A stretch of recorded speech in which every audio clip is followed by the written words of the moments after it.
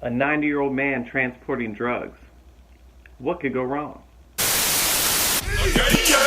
I push rhymes like white. I push rhymes like white.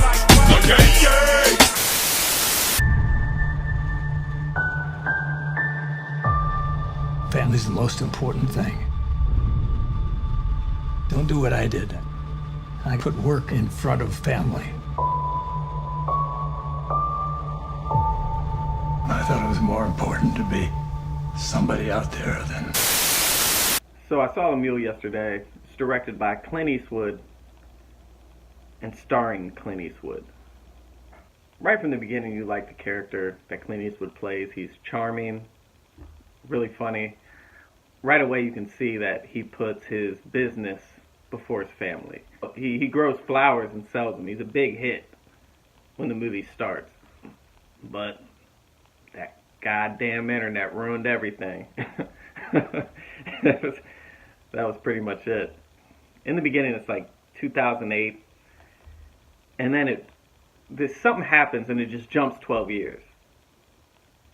And there was no change. He looked exactly the same.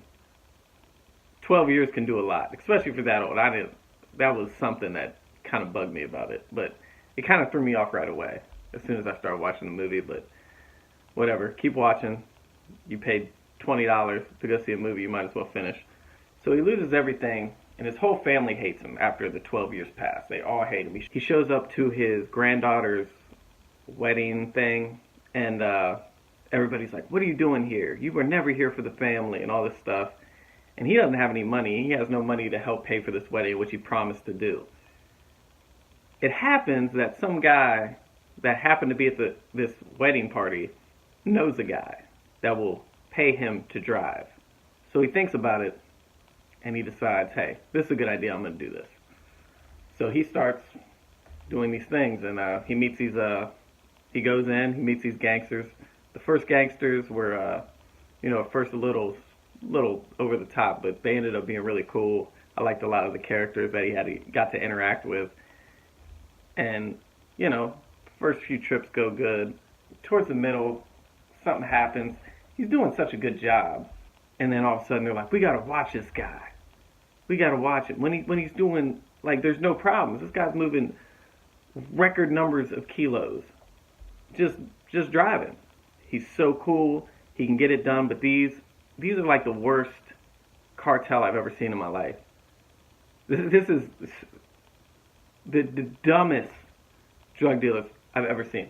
If I was moving that much weight, which, I'm a square, I don't do anything. I just go to work and make YouTube videos. But how in the fuck would it be better if this guy's traveling, an old man, nobody would expect him to be doing anything, and then you make two Mexican guys follow him in the Midwest? Yeah, that makes sense. There's even a scene where they're like, what are you doing here in this town? And he's got to tell him, it's so fucking, it was so stupid. And then you meet these gangsters, they're trying to strap hold of him. But these gangsters, right, they want to keep so tight on him.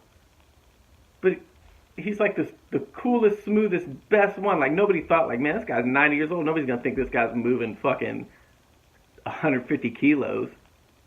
Like, are they that dumb? And then they start threatening him and all this shit. Whatever. Like I said, I like this movie, but it had its problems.